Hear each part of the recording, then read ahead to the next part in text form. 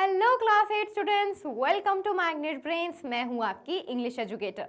I hope all of you are doing really great. तो जैसे कि हमने हमारे लास्ट वीडियो में जो हमारी यूनिट 2 है उसको पूरा कंप्लीट कर लिया है, और जो हमारी लास्ट स्टोरी थी work is Kurien I too had a dream, उसको भी पूरा कंप्लीट कर लिया है। अगर आपने उसकी वीडियोस नहीं देखी हैं तो आई बटन पर क्लिक करके या डिस्क्रिप्शन में भी मेरी वीडियोस अवेलेबल है, वहां जाकर आप देख सकते हैं।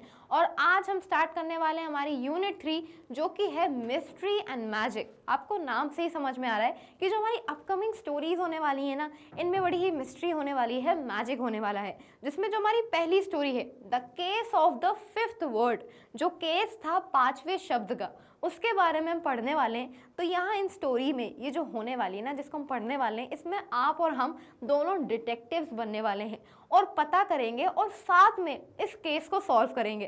तो चलिए हम अपनी स्टोरी को स्टार्ट करते हैं। बट हमेशा की तरह हमारे कुछ क्वेश्चंस हैं स्टोरी से पहले हम उनके आंसर्स देख लेते हैं, फिर हम अपनी स्टोरी को आगे कंटिन्यू करेंगे।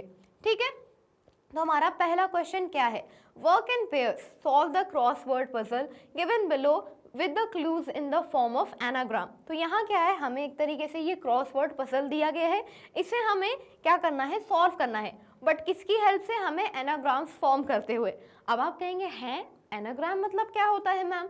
Note, an anagram is a word or phrase that is made by rearranging the letters in different word order to make a new word or phrase. Example, neat is an anagram of a net. में भी हमारा क्या होता है, कोई हमारा एक ऐसा वर्ड होता है, उससे हम क्या करते हैं, एक दूसरा वर्ड बनाते हैं लेटर्स को रीअरेंज करके, तो उसे हम एनाग्राम बोलते हैं। जैसे कि नीट है, तो हमारा ये जो वर्ड नीट है, राइट स्टूडेंट्स, तो ये जो हमारा वर्ड नीट मैंने लिखा, आई होप आपको स्क्रीन पे दिख रहा होगा, NEAT नीट, इससे मेरा एक वर्ड क्या बन गया, अ नेट। तो ये किसका एग्जाम्पल हो गया? एनाग्राम का हो गया।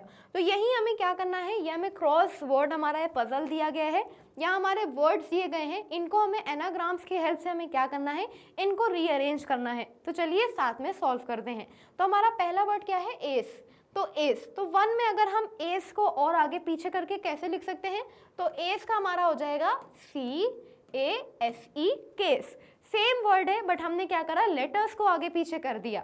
देन नेक्स्ट हमारा क्या है? रीड। तो रीड का हमारा क्या हो सकता है स्टूडेंट्स? यहाँ DEAR, डियर। तो रीड का हमारा क्या हो गया? डियर हो गया। देन थर्ड हमारा क्या है? डिक्लेयर। तो डिक्लेयर का हमारा क्या हो जाएगा? CLEARED, cleared, right. वैसे ही हमारा टूल है, तो हमारा टूल का क्या हो जाएगा? LOOT, लूट हो जाएगा। एल्प्स है, तो एल्प्स का क्या हो जाएगा? PALS। तो ये हमारी एक बड़ी ही इंटरेस्टिंग सी एक्टिविटी है जो कि आप अपने फ्रेंड्स के साथ सॉल्व कर सकते हैं, राइट। ये हमारे आंसर्स हो जाएंगे, आप इन्हें मैच कर लिएगा फाइनली जब आप सारे इनको क्रॉस वर्ड्स को सॉल्व कर लें। ठीक है स्टूडेंट्स, ओके।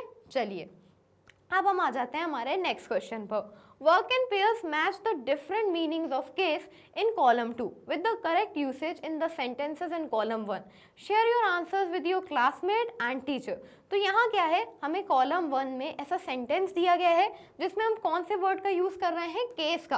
तो अब ये जो हमारा वर्ड केस है ना, इसका एक मीनिंग नहीं होता है, मल्टीपल मीनिंग्स होते हैं। तो कॉलम 2 में क्या दिया गया है, इसका क्या मीनिंग है, मतलब ये किस कॉन्टेक्स्ट में है, क्या यूसेज है, उसका मीनिंग लिखा गया है। तो उसको हमें क्या करना है, मैच करना है। तो चलिए हम साथ में क्या करते हैं, अपना मीनिंग देख लेते हैं। ठीक है, ओके। तो कॉलम 1 में पहला क्या है? Lalit said that he could not sing but that was not the case as he sang melodiously later. Lalit ने कहा कि वो गाना नहीं सकता, बट ये तो वो मुद्दा ही नहीं था, वो मैटर ही नहीं था, क्योंकि बाद में तो उसने बहुत अच्छा गाया। तो यहाँ केस मतलब क्या है, ये एक मैटर को दिखा रहा है, एक सिचुएशन को दिखा रहा है कि मेन तो वो मुद्दा था ही नहीं।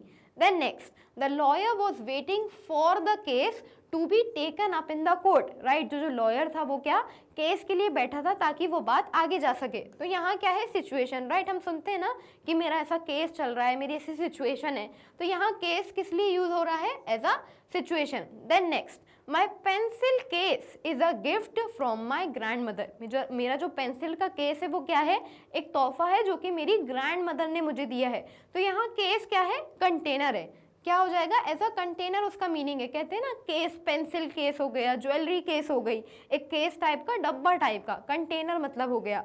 Then next, the subject of a formal letter is written in the title case. जो सब्जेक्ट होता है फॉर्मल लेटर का, वो हम क्या करते हैं, एक टाइटल केस में लिखते हैं।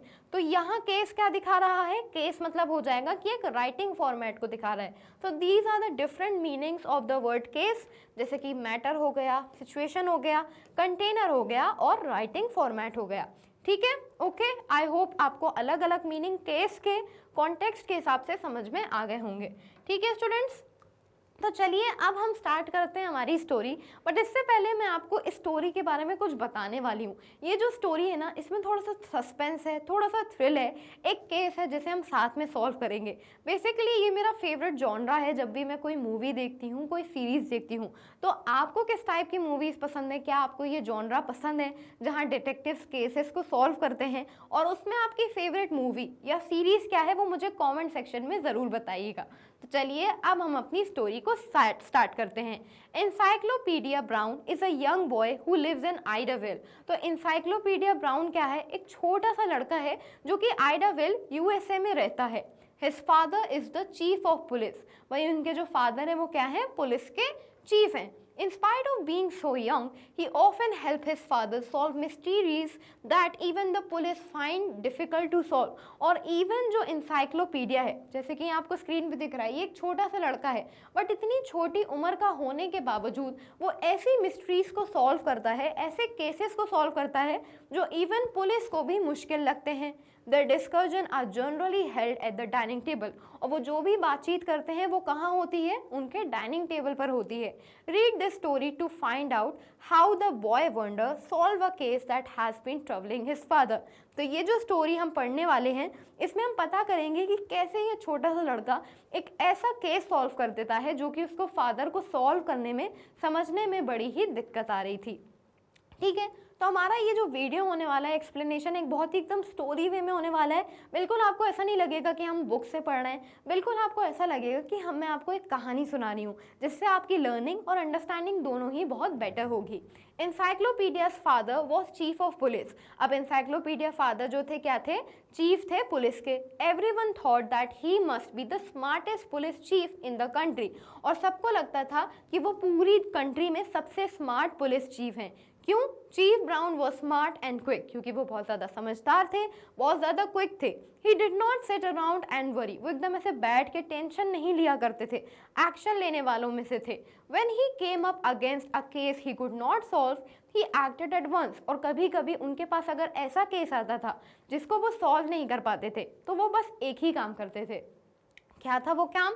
He cleared his desk, put on his hat and went to home for dinner. वो अपना डेस्क जो है वो उसको पूरी अपनी टेबल को साफ करते थे, अपनी कैप लगाते थे और रात का खाना खाने के लिए अपने घर चले जाते थे। Encyclopedia solved the case for him before dinner was over. और जब उनकी पूरी फैमिली साथ में बैठ के ऐसे डिनर कर रहे होते थे, तो डिनर खत्म होने से ही पहले जो उनका बेटा था इंसाइक्लोपीडिया, वो पूरे उस केस को सॉल्व कर देता था। ठीक है, okay. Chief Brown would have liked to tell everyone about his only child, but who would believe him? वो जो चीफ ब्राउन थे उनको तो बड़ा गर्व होता कि मेरा बेटा इतना इंटेलिजेंट है, वो ज़रूर सबको अपने बेटे के बारे में बताना चाहते, उसके इंटेलिजेंस के बारे में बताना चाहते, बट उनकी इस बात का यकीन ही कौन करता? Who would believe that the best detective alive was an 8th grader? कौन इस बात पर यकीन करता कि पूरी कंट्री में सबसे अच्छा जो डिटेक्टिव है वो एक सिर्फ 8th क्लास का लड़का है? So he said nothing. तो इसलिए उन्होंने कभी भी कुछ कहा नहीं।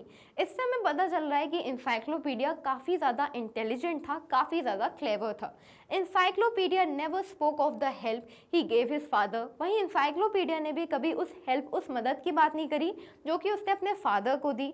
ही did not want to seem different from other boys, क्योंकि वो दूसरे लड़कों से अलग नहीं दिखना चाहता था। But there was nothing he could do about his nickname.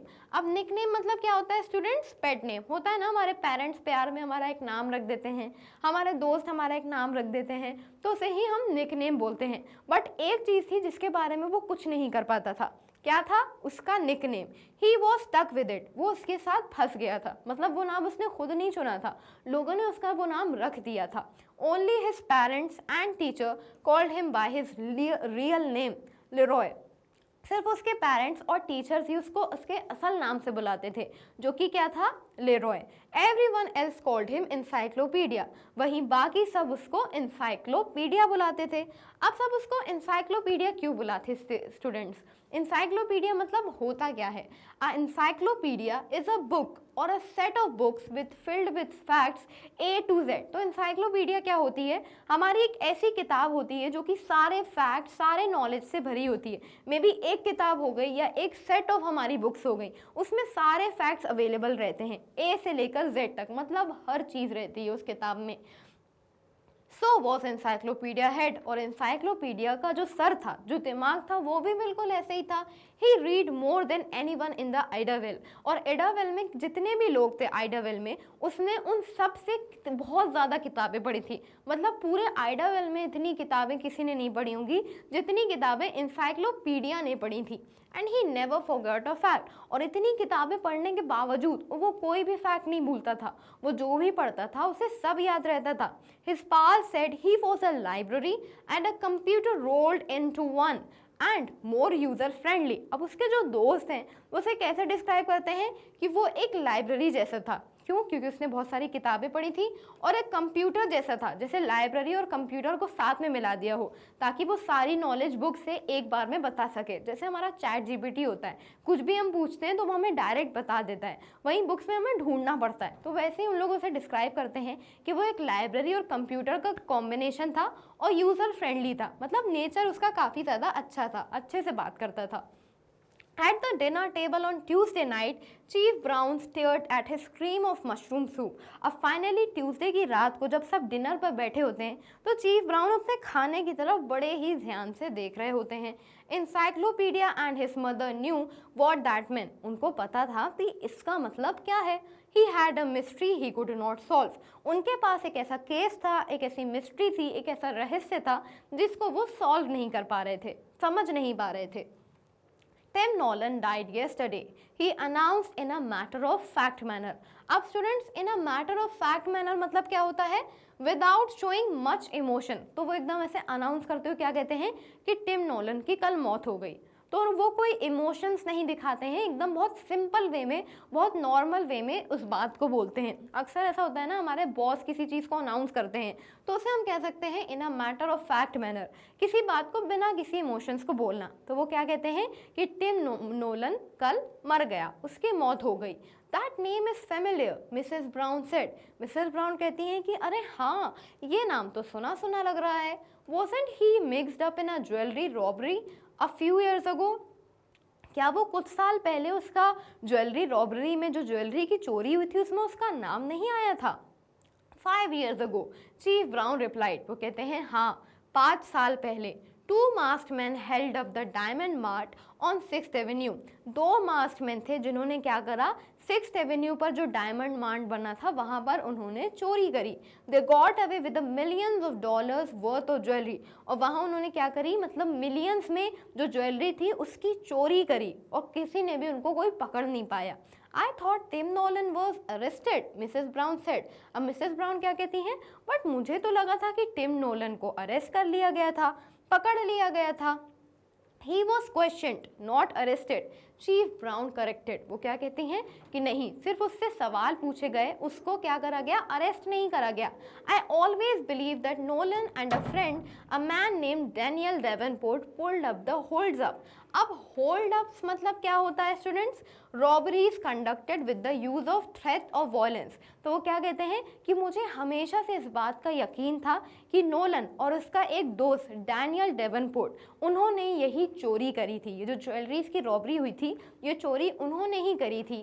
There was not any proof though, but इसका कोई सबूत नहीं है। इंसाइक्लोपीडिया सेट क्वाइटली, और जो इंसाइक्लोपीडिया था वो एकदम चुपचाप बैठा हुआ था। He knew his mother and father were discussing the case for his benefit, और वो जानते थे कि उनके जो मदर हैं, मतलब उनकी जो मम्मी हैं और वो पापा हैं, वो क्या कर रहे थे, इस केस की इसीलिए बात कर रहे थे ताकि वो इस बात को ध्यान से सुन सके। His father filled in the facts, और उनके जो पापा थे, उनके जो फादर थे, वो बातों को आगे बताते गए। ठीक है स्टूडेंट्स, तो यहाँ तक ये हमारी स्टोरी चल रही है। आप एक बार इसको रीड करिए, फिर हम इसे आगे कंटिन्यू करेंगे। चलिए हम अपनी आगे की स्टोरी को कंटिन्यू करते हैं। तो यहाँ तक हमने देख लिया हमारा क्या सीन चल रहा है। डिनर पे सब बैठे हैं, इंसाइक्लोपीडिया चुपचाप बैठा है, अपने पापा की बात को ध्यान से सुन रहा है। ठीक है, अब आगे क्या होता है। Nolan and Davenport had met, Chief Brown said, while both were in prison in South Carolina. तो वो क्या कहते हैं कि नोलन और डेवनपोर्ट मिले। कहाँ मिले? जब दोनों साउथ कैरोलिना के जेल में थे। They became friendly because of shared interest, और क्योंकि उनकी जो शौक थे, जो इंटरेस्ट थे, वो सिमिलर थे, तो दोनों में अच्छी दोस्ती हो गई। Nolan was let out first. Nolan पहले बाहर आ गया। He settled in Idyllwill and started a palm tree nursery.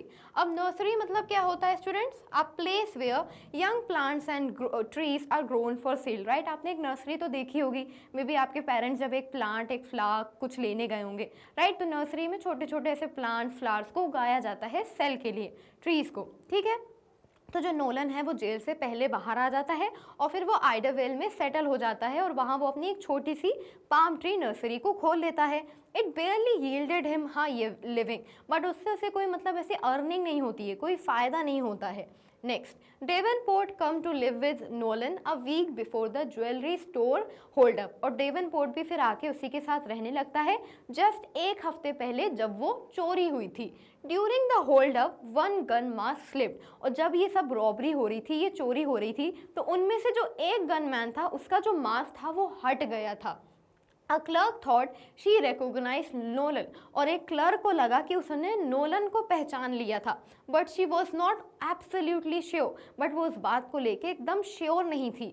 I remember now, Mrs. Brown said, कहती हैं अच्छा हाँ मुझे याद आया। The clerk refused to testify against him. अब स्टूडेंट्स, टेस्टिफाई मतलब क्या होता है? Make a statement in a court to prove that something is true. Maybe हम एक स्टेटमेंट देते हैं कोर्ट में, कहते हैं ना गवाही देते हैं, गवाह कौन है आपके, तो जो गवाही देते हैं उसे ही हम टेस्टिफाई कहते हैं। तो उनके वो क्या कहती हैं कि जो क्लर्क थी जिसने कहा कि मैंने नोलन को देखा था, उसने मना कर दिया उसके अगेंस्ट गवाही देने के लिए, टेस्टिफाई करने के लिए।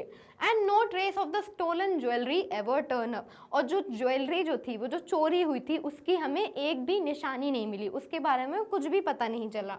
Next, Davenport has not been since the hold up, और तब से डेवनपोर्ट को हमने देखा ही नहीं जब से वो चोरी हुई थी। Chief brown said, My hunch is that he and Nolan decided to hide the loot until things cool down. अब hunch मतलब क्या होता है? A strong feeling about something, कहते हैं ना कि मुझे इस बात पर बहुत यकीन है, उसे ही हम इंग्लिश में hunch कहते हैं। और loot मतलब क्या होता है? Stolen goods, जो चीज़ें चुरा लिया, लूट लिया। तो क्या कहते हैं कि मुझे इस बात पर बहुत यकीन है, मुझे इस बात पर बहुत भरोसा है कि नोलन और डेवनपोर्ट ने ही मिलकर ये चोरी करी थी, और उन्होंने जो भी चुराया था, जो भी ज्वेलरी चुराई थी, उन्होंने क्या करा, उसको कहीं छुपा दिया जब तक जो मामला है, जो बात है, वो ठंडी ना हो जाए। Didn't you search Nolan's house dear? तो उनकी वाइफ क्या कहती हैं, तो आपने नोलन का घर नहीं ढूंढा? I got a court order this morning, Chief Brown said. हाँ मुझे आज ही ऑर्डर मिला था। Officer Louis and Melanie just about took Nolan's house apart. Officer Lewis और मेलोनी ने उसका पूरा घर का एक एक चीज़ को छान मारी। They did not find one piece of the stolen jewelry, but जो ज्वेलरी चोरी हुई थी उसके तो उन्हें एक टुकड़ा भी नहीं मिला। Is there some mystery about Nolan's death yesterday? अब कल क्या कुछ मिस्ट्री है नोलन की जो डेथ हुई है उसके बारे में? Mrs brown inquired, Mrs brown ने ऐसे पूछते हुए बोला। Yes and no, chief brown answered, वो कहते हैं हाँ और नहीं। Nolan suffered from a bad heart from many years, वो क्या कहते हैं कि मुझे एक बात पे शक भी है और एक बात पे नहीं है। फिर वो आगे क्या बोलते हैं कि नोलन को बहुत सालों से दिल की दिक्कत थी, दिल हार्ट प्रॉब्लम से वो सफ़र कर रहा था। Yesterday morning he had a stroke. अब स्ट्रोक मतलब क्या होता है students? A sudden serious illness causing inability to move. आजकल हम बहुत न्यूज़ सुनते हैं ना, उन्हें स्ट्रोक आ गया, एक एकदम से सडन सीरियस इलनेस, एक बीमारी हो जाती है जिसकी वजह से इंसान एक तरीके से हिल नहीं पाता है, जम नहीं पाता है, तो उसे हम स्ट्रोक कहते हैं। तो क्योंकि उसको इतने सालों से दिल की दिक्कत थी, तो कल ही सुबह उसे एक स्ट्रोक आया। He must have realise he was dying, और शायद उसे इस बात का एहसास हो गया कि वो मर रहा है। With his last strength he manage to put his will on the kitchen table, अपनी जितनी उसके अंदर आखिरी ताकत बची थी उससे पूरी मेहनत से उसने क्या करा, जो किचन टेबल है उस पर उसने अपनी विल लिख दी। और विल उसने किसके नाम करी, it leaves everything is own including his palm tree nursery to Davenport, और इस विल में उसका जितना भी जो भी थी प्रॉपर्टी थी, जो भी उसके पास पैसे थे, इवन उसकी जो पाम ट्री नर्सरी थी वो सब उसने डेवनपोर्ट के नाम कर दी। ठीक है, यहाँ तक समझ में आया। अब आगे क्या है, हमारा ये जो पार्ट 1 है स्टूडेंट्स, ये पूरा कंप्लीट हो गया है हमारे पार्ट 1 स्टोरी का। अब ये आ गए हमारे क्वेश्चन एंड आंसर्स। तो पहले हम क्या करते हैं, इनको डिस्कस कर लेते हैं, फिर हम अपनी पार्ट 2 जो हमारी स्टोरी है उसको आगे कंटिन्यू करेंगे। Complete the following statements with suitable reason, share your answers with your classmate and the teacher. तो ये जो हमें स्टेटमेंट्स दिए गए हैं, हमें क्या करना है, सही रीजंस के साथ इन्हें पूरा करना है और अपने आंसर्स हमें हमारे टीचर्स और क्लासमेट्स के साथ डिस्कस करना है। Leroy's nickname was Encyclopedia and everyone called him by that name because, अब लेरॉय का निकनेम क्या था, Encyclopedia, और सब उसे उसी नाम से क्यों बुलाते थे, क्योंकि he had read many books and never forgot a single fact, क्योंकि उसने बहुत सारी किताबें पढ़ी थी और वो एक बात को भी नहीं भूलता था। Making him as knowledgeable as an encyclopedia in either way, जो कि उसे बहुत ज़्यादा knowledgeable बनाता था, बिल्कुल एक इंसाइक्लोपीडिया की तरह। इतना आइडियावेल में कोई इतना नॉलेजेबल नहीं था, किसी ने इतनी किताबें नहीं पढ़ी थी। ठीक है, तो एक आंसर हमारा ये हो गया। Next, at the dinner table on Tuesday night Chief Brown stared at his cream of mushroom soup as.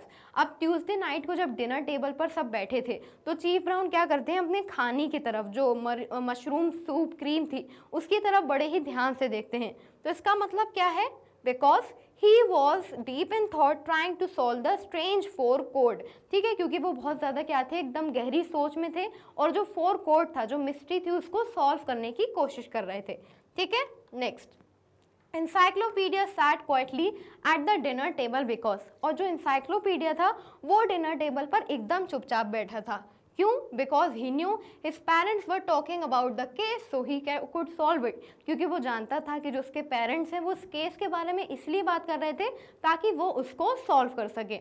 And then हमारा नेक्स्ट क्वेश्चन क्या है, Nolan put the will on the kitchen table because, Nolan ने जो will थी वो kitchen table पर क्यों रखी थी, he wanted to leave a clue about the hidden jewellery's location for Davenport, क्योंकि वो एक क्लू छोड़ना चाहता था कि जो छुपी हुई ज्वेलरी है डेवनपोर्ट को वो बता सके, इसलिए उसने अपनी विल को किचन टेबल पर छोड़ दिया।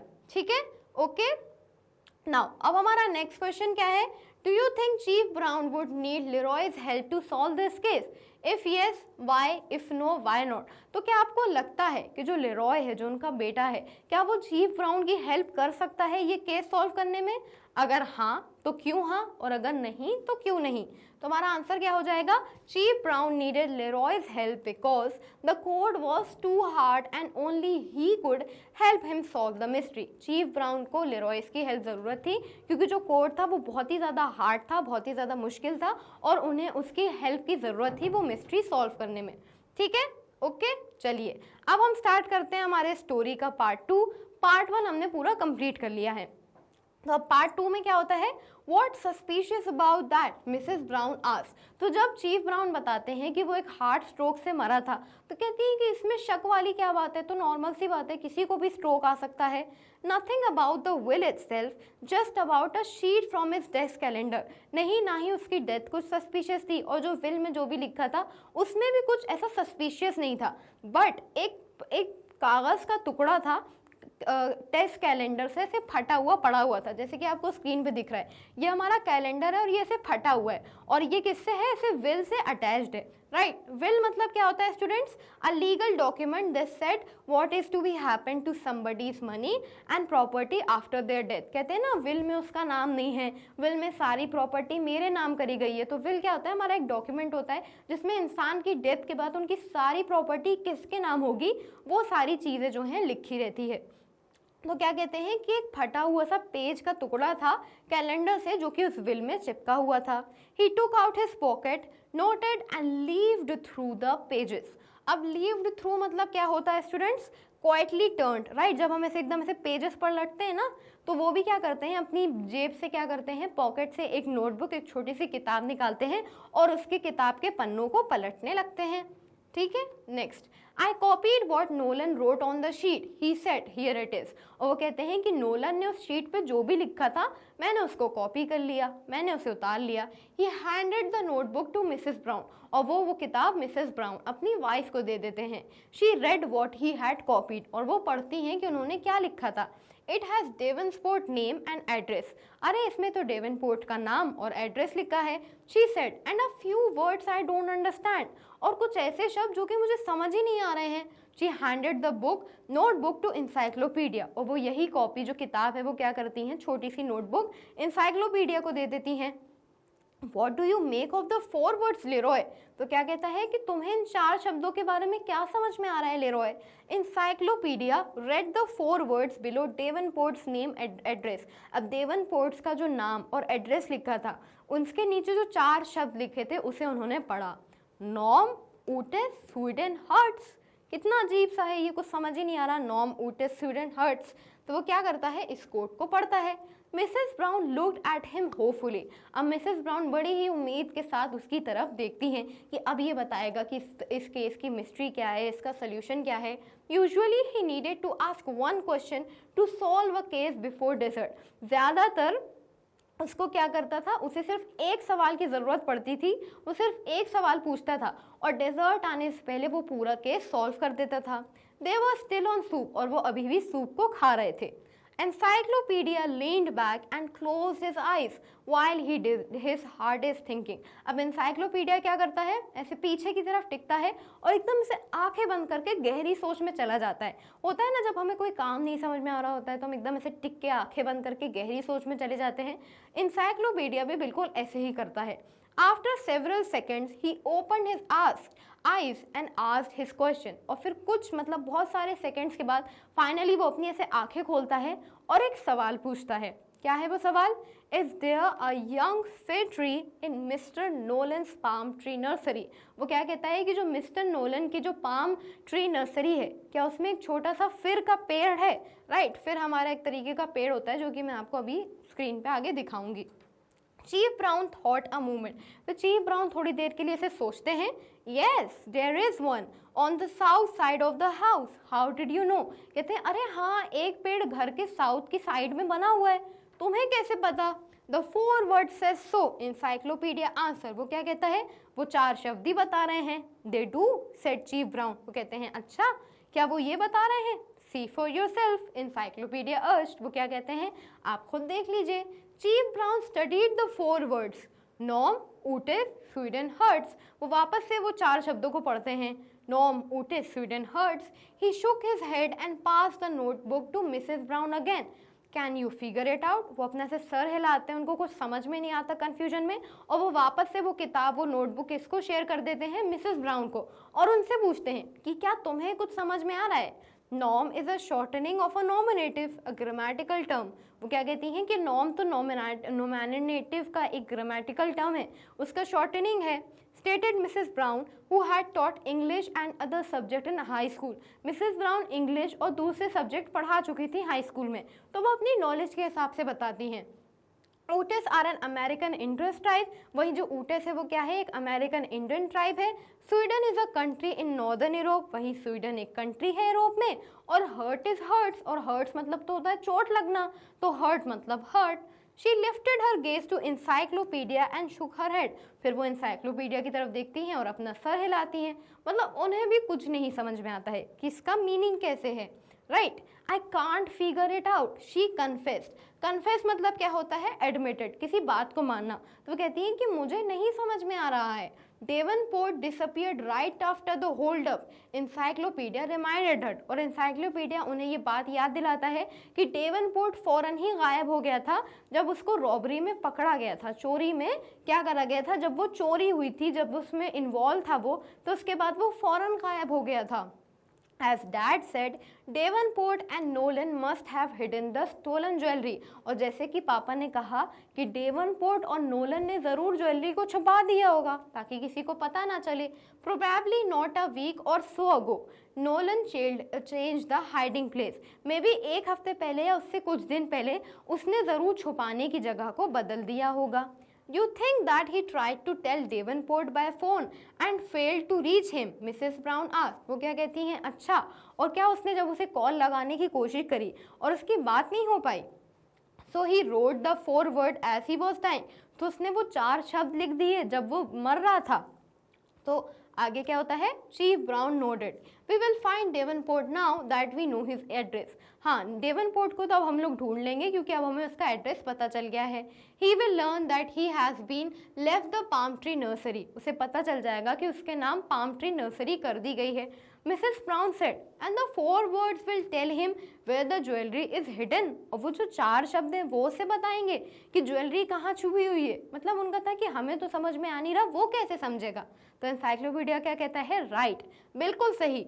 The code is simple. ये जो कोड है, कोड मतलब क्या है? Hidden message. ये जो छुपा हुआ मैसेज है ये एकदम सिंपल है. Specially as it's written on a sheet from calendar. Specially जब क्या है, इसको एक कैलेंडर की शीट से लिखा गया है. Davenport will understand it easily. Davenport इस बात को बड़े ही आसानी से समझ जाएंगे. Still it would not make much sense to someone who is not looking for a hiding place. But उसके बावजूद किसी को कुछ भी नहीं समझ में आएगा, सेंस नहीं बना पाएगा जो कि क्या कर रहा हो, एक ज्वेलरी जहाँ छुपी है उस जगह को नहीं ढूंढ रहा हो. मतलब ये जो कोड है ना, एक नॉर्मल इंसान नहीं समझ सकता. जिस इंसान के दिमाग में ये चल रहा होगा कि मुझे ज्वेलरी की छुपी हुई जगह ढूंढनी है, वो ही इस कोड को समझ पाएगा, वो ही इस हिडन मैसेज को समझ पाएगा.